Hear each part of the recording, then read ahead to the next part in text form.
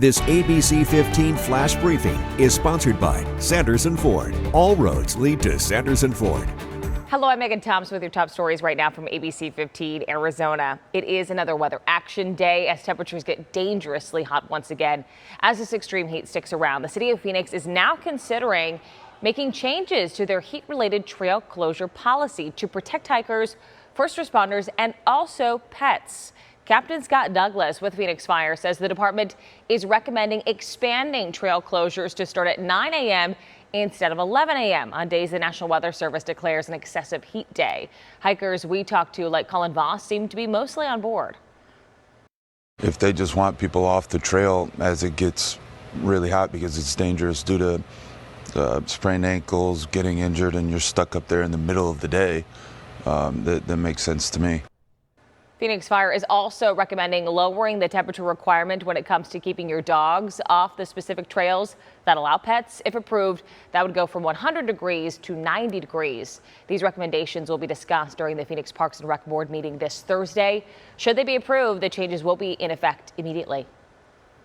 In the state of education now, the federal student loan pause is coming to an end. This Friday, interest will start accruing, and October 1st, payments will restart.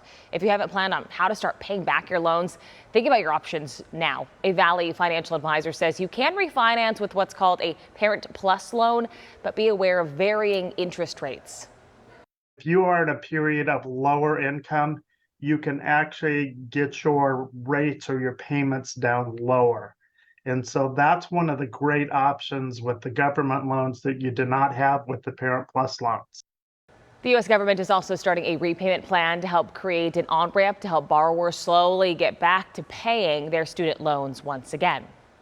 Today, we expect to learn who has applied to be a governing board member in the Peoria Unified School District, the seat opening up after controversy tied to the school's bathroom policy. Rebecca Hill resigning earlier this month over the board's decision not to create a bathroom policy that would have limited the use of restrooms and lockers based on the gender of each student. The final decision on her replacement is now in the hands of Maricopa County School Superintendent. The first sanctioned high school girls flag football games kick off today in Arizona, and Arizona Cardinals are helping to celebrate. Members of the Cardinals crew will be at the game tonight in Mesa when the ladies from Mountain View High School take on Mountain Point High School. In total, there are 53 sanctioned girls flag football teams all across our state.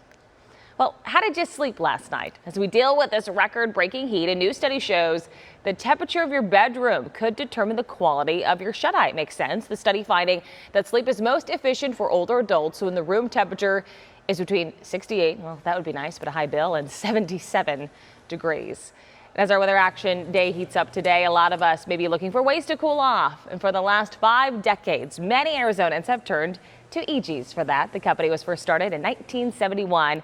2 Arizona grads were fed up with the heat and decided to bring their own version of Italian ice to the desert. It became really popular, and as they grew, they became known for their wide selection of flavors. So how do they come up with them all? Eegee's telling us they look at a lot of data when creating a flavor, but they also take customer suggestions to heart. Allows us to introduce new flavors, see how our customers react and respond to that, because a lot of times the guests are the ones telling us, hey, think about this flavor. Hey, can you think about that? Can we try that? And we take that to heart. One of the biggest employee successes was cotton candy, which tops at number 2 amongst all flavors.